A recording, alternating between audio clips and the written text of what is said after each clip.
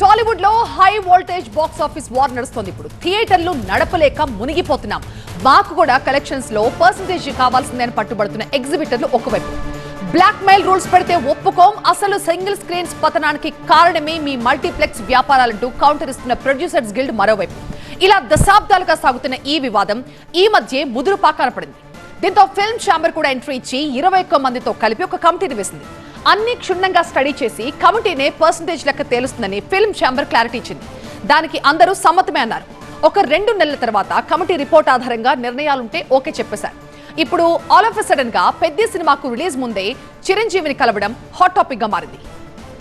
చిరంజీవితో ఎగ్జిబిటర్ల సమావేశం కొనసాగుతోంది. పర్సెంటేజ్ విధానంలోనే పెద్ద సినిమా విడుదలపై చిరంజీవితో ఎగ్జిబిటర్స్ అసోసియేషన్ మాట్లాడుతోంది. సింగిల్ స్క్రీన్ థియేటర్ల పరిస్థితితో పాటుగా రెంటల్ విధానంలో నష్టాలపై చిరంజీవికి వాళ్ళంతా కూడా వివరణిస్తూ ఉన్నారు. సమావేశంలో కేఎల్ నారాయణ, దిల్ రాజు పాల్గొన్నారు. ఫిల్మ్ ఛాంబర్ అధ్యక్షుడిగా సురేష్ బాబు కూడా సమావేశానికి హాజరయ్యారు. మా ఎంటర్టైన్మెంట్ ఎడిటర్ లక్ష్మీనారాయణ ప్రస్తుతం మనకి లైవ్ లో జాయిన్ అవుతున్నారు. లక్ష్మీనారాయణ, చిరంజీవి నివాసంలో ఏం జరుగుతోంది, ఎలాంటి ఒక అవుట్కమ్ వచ్చే అవకాశం కనిపిస్తోంది? అంటే ఫిలిం ఛాంబర్ ఒక 21 మంది మెంబర్లతో ఒక కమిటీ వేసినప్పటికీ ఎగ్జిబిటర్లు సంతృప్తి పడలేదు. ఎందుకు అంటే ఎగ్జిబిటర్లకు వ్యతిరేకంగా, వాళ్ళ నిర్ణయాలకు వ్యతిరేకంగా నిర్మాతలు తీసుకునే కొన్ని పాయింట్స్ వాళ్ళని చాలా అసంతృప్తికి గురి చేశాయి. ఈ నివేదిక 2 వారాల్లో ఇద్దాము అనుకొని మొదటి మీటింగ్లో మాట్లాడిన తర్వాత రెండో మీటింగ్లో ఒక 4-5 వారాల తర్వాతకి ఈ మీటింగ్ విశేషాలు మాట్లాడుకుందామని కమిటీలో ఉన్న కొంతమంది సభ్యులు చెప్పటం ఈ ఎగ్జిబిటర్ల అసంతృప్తికి ఒక కారణమైంది. ఆ ఎగ్జిబిటర్ల అసంతృప్తి కారణంగా ఒక ప్రెస్ మీట్ నిర్వహించారు. ఆ ప్రెస్ మీట్లో వాళ్ళు మాట్లాడుతూ ఇండస్ట్రీకి పెద్దగా ఉన్న చిరంజీవి దగ్గరికి వెళ్ళి మేము మా సమస్యలను అన్నీ విన్నవించుకుంటాము, ఒక ఇండస్ట్రీ పెద్దగా ఆయన ఎలాంటి సలహాలు సూచనలు ఇస్తారో మేము కోరుతాము ఆయన్ని అని అన్నారు.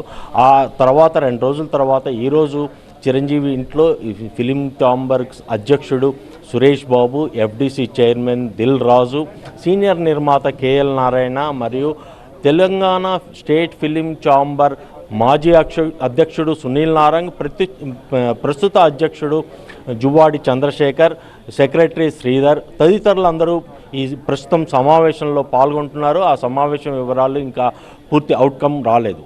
అయితే మనకు ఇప్పటివరకు ఉన్న సమాచారం ప్రకారం చిరంజీవి ఈ ప్రతినిధుల బృందాన్ని కలిసిన పిదప మరి నిర్మాతల్ని కూడా కలిసి అసలు వాళ్ళ ప్రాబ్లమ్స్ ఏంటో తెలుసుకునే పనిలో ఉన్నట్టుగా మనకు విశ్వసనీయంగా ఓ సమాచారం అయితే బయటకు వచ్చింది.